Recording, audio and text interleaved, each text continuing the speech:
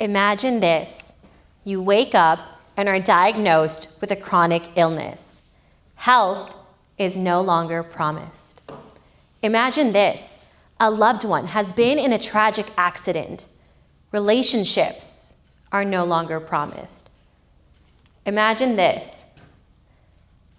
You find yourself getting laid off from work without severance or notice. Financial security is no longer promised. When you find yourself in each of these situations, when life shakes its foundation, what do you turn to? Who do you turn to? Is that promised? I'm not unique when I say I found myself in all of these situations and more, and at the age of 25, when life shook my foundation, everything that I knew, stability, financials, relationships, all of that at once came crashing, I turned to God. Now, before you roll your eyes, this is not a sermon. This is not about converting you. This actually is not even a talk about religion. It's a talk about faith. Because regardless of where it comes from, faith gives people tools. It gives people grounding. And that faith can come in many which ways. Faith in purpose, in intention, or even faith in yourself. So let's look at my generation. About 50% of Gen Z does not believe in God or a higher power. So being a 20-something person of faith, I oftentimes get met with looks of pity or confusion, as if I just admitted to still using a landline or even Facebook. And oftentimes I'm on a crusade, rewriting this belief, reminding people that faith is an everyday, conscious and empowered choice that I make. That being said, let's juxtapose that statistic with this one. 43% of Gen Z battles with feelings of depression and hopelessness. While I'm not claiming correlation or causation here, this does beg to differ the question of when you don't believe in something bigger than you, where do you turn when everything feels bigger than you?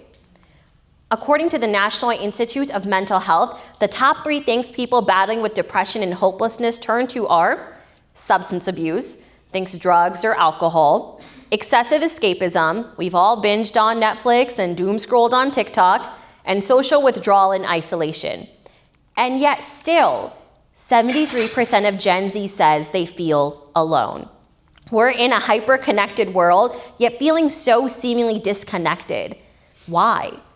The reason I focus on Gen Z today is because generations share the most common attributes than any other demographic subsects. We're shaped with a lot of these cultural currents that bind us together. And the rise in depression and isolation and hopelessness, coupled with the rise of formal faith and religion, led a pattern for me to look at.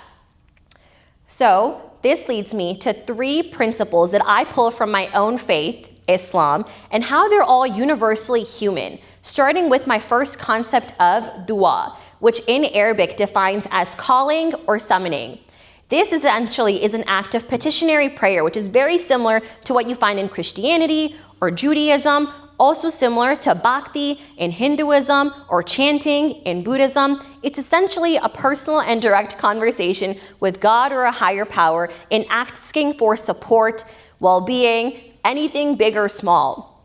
And I found that this was very similar to a concept I saw trending on TikTok called manifestation. Manifestation essentially is a practice of bringing desires to fruition by aligning thoughts, beliefs with actions and goals. And although manifestation is this new age popular spiritual belief, we didn't invent wellness as Gen Z. We just put it on TikTok and Instagram. And I see people manifesting everything all the time, from manifesting your glow up through clear skin to manifesting an affordable apartment in this economy. Regardless of the what you call it, the how is the same. And although manifestation lacks that spiritual component with a God per se, and in this case it's the universe, the idea of aligning your thoughts, intentions, actions, and belief actually does the same thing that a prayer would in this example. And actually, the neuroscience is the same as well. We find that regardless of what you call it, the idea of dua, prayer, and or manifestation, it activates the prefrontal cortex, which is your brain's command center. This is responsible for planning, for taking action, for leading you to achieve any goals that you may have set for yourself. And I found that these concepts essentially pull from the same neuroscience and psychology as well. I find myself making dua constantly, whether it's praying for a bright career, or it's making prayer for a great, compassionate future partner, or it's me making prayer and dua that my parking spot is still open when I'm running late to work. Regardless of what you call it, the how is the same. And this concept of dua or prayer is only as strong as its next concept that I have, which is tawakkul, which in Arabic is defined as to place trust or to rely. Essentially, this practice of tawakkul means that it's not passive resignation, but it's putting in all of the effort and tools that you have in your place and in your power to do the best that you can, and then release and know that the rest is up to God, again, in the context of Islam. And I actually found this concept very similar to, again, something I saw trending on TikTok called Stoicism. Now, Stoic philosophy focuses only on what you can control. Think your own thoughts, your own actions, your own beliefs, and then with equanimity, accept what is outside of your control. Other people's thoughts, other people's actions, other beliefs. And this concept of Stoic philosophy touches on the amor fati, the love of faith. And it's almost this idea of relinquishing this illusion of control that we see people who are even in therapy working through very traumatic events. Regardless of where this comes from, this concept of tawakkul, this higher trust or being, is not about just letting go, but it's essentially reminding me that the two things I have control over are my intention and my effort. And the rest is not up to me. And it's knowing that all the tools that I have in place and around me are the reason that I will achieve the heights that I've set out for and am destined to do so as well. I mean, there was a time in my life where I decided to run for public office. At 19 years old, I went viral on social media, so I thought it would translate to real votes, and I lost my election.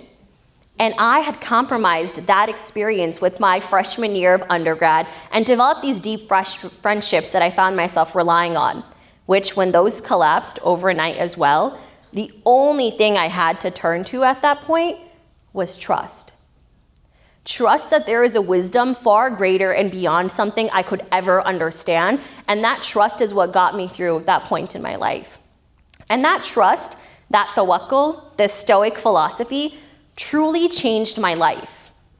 And actually, on the note of things that changes people's lives, I actually was on Reddit the other day, and there was a Reddit thread that was titled on this online forum that literally questioned, what is one small habit that changed your life? And the top vote was counting my blessings. And this brings me to my third and final principle of shukr, which is defined as gratitude or thankfulness. Now, shukr and gratitude is a heavily researched topic. The idea of gratitude and expressing in that way is linked to positive psychology oftentimes. And its equivalent that we see practiced is exactly what it's defined as, which is gratitude, the quality of being thankful. Now, Gen Z actually causes gratitude journals to go viral every single year, starting with the COVID-19 pandemic as a coping mechanism, and you actually see it peak every year right around New Year's resolution time. There's immense positive psychology behind being intentional with the good things that are happening in your life. And this concept of shukr, of saying your thanks, it's not just about saying thank you to someone or writing thank you cards or being in your gratitude journal, but it's a state of being, a state of contentment. It's a state of thanking God or this higher power for not only the good things happening in your life, but even trials and tribulations, seeing them either as a means to gain more knowledge and wisdom and lived experience and understanding, or even as a means of purification. And this concept of gratitude, there was a time in my life when I found it seemingly difficult to rattle off things I was grateful for. I mean, when things go dark, the last thing you want to do is name what's going right. It seems far beyond the point. But even the neuroscience and the psychology of naming your blessings, of sitting with yourself and listing out things that you have, things to be grateful for, is actually linked to the same positive impact of your prefrontal cortex. This helps regulate your neurotransmitters and your nervous system. It releases serotonin, which is a mood stabilizer, and it releases dopamine, which is a feel-good hormone. And all of that just by saying things you're grateful for. And now I challenge myself on my drive to work every day to list off at least 20 things I'm thankful for. And otherwise, I probably would not have named them. The sip of my warm coffee, my Toyota Corolla, whipping it on I-90, all of these things I actually find so much gratitude and immense peace with that otherwise I probably would not have been aware of how much this has positively impacted my life. And I actually found that the one thing that I was missing when I was unable to count my blessings was exactly this concept, shukr, the feeling of being grateful. So essentially, dua is this concept of seeking connection and help. Tawakkul is the concept of trust and release only after effort. And the concept of shukr is related to the power of gratitude. While their Islamic concepts are unique, all of these principles are fundamentally human. Whether it be backed by neuroscience and psychology, or we see this come up in many other theistic faith practices and religion around the world, this is what I think has fundamentally changed my life. So I ask you all again, faith is a conscious choice, a faith of being, belief in something greater than yourself, or even just yourself. So I ask you all again, when health feels fragile and modern medicine is doing its thing, can you manifest and pray and make dua for resilience? When relationships falter, can you let go and have trust in things that are outside of your control? And finally, when things feel unstable, can you count your blessings for the power that you still do have? Consider this an invitation, because faith, regardless of where you call it, it gives people tools. So I ask you all to ask, to trust and release, and to appreciate. And what if you all started today? Thank you.